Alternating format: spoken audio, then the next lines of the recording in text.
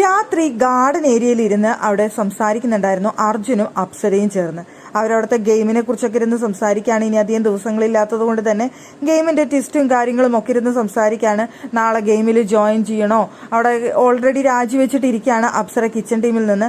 അപ്പോൾ ജോയിൻ ചെയ്യണോ വേണ്ടയോ എന്നൊക്കെ ഇങ്ങനെ സംസാരിച്ചുകൊണ്ടിരിക്കുകയാണ്.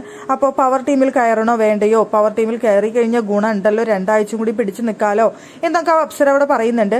പിന്നെ അവിടുത്തെ മാണിക്കക്കെല്ലാം അടിച്ചു മാറ്റുന്നതിനെ കുറിച്ചും അപ്പോൾ 2 ആഴ്ചയും കൂടി പിടിച്ചു നിൽക്കാനായിട്ട് പറ്റും എന്നൊക്കെ ഇരുന്നുള്ള കാര്യങ്ങളൊക്കെ അവിടെ ചർച്ച ചെയ്യാണ്.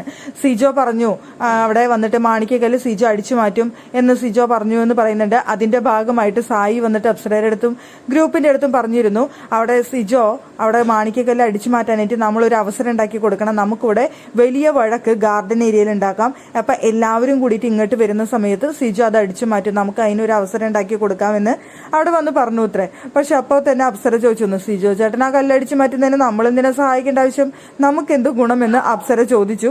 അതുകൊണ്ട് അത് പിന്നെ ചീറ്റി പോയി എന്നൊക്കെയാണ് അപ്സര ഇവിടെ എന്ന് പറയുന്നത്.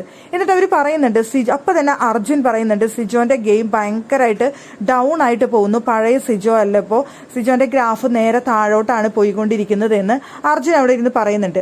അപ്പൊ അത് അപ്സര ശരിവെക്കുന്നുണ്ട്. ശരിയാണ്, ആ തിരിച്ചു വന്നിട്ട് പിന്നെ അവിടെ നിന്ന് അങ്ങോട്ട് ഗ്രാഫ് ഉയർത്താനായിട്ട് സിജോയ്ക്ക് സാധിച്ചിട്ടില്ല, താഴോട്ടാണ് സിജോന്റെ ഗ്രാഫ് പോകുന്നത്, മുയലോട്ട് ഉയർത്താൻ കഴിഞ്ഞിട്ടില്ല എന്ന് അവിടെ പറയുന്നുണ്ട് അപ്സര. എന്നിട്ട് അപ്സര പറയുന്നുണ്ട് അല്ലെങ്കിലും ടോപ്പ് 5 എന്ന് വിചാരിച്ച ആ ഒരു കാര്യമൊക്കെ ഇപ്പൊ ആകെ മാറി മറിഞ്ഞു പോവാണ്. ടോപ്പ് 5 വിചാരിച്ചിരുന്ന കുറെ ആൾക്കാരുടെ പേരുകൾ ഇപ്പൊ വെട്ടി കളയേണ്ട അവസ്ഥയാണുള്ളത്.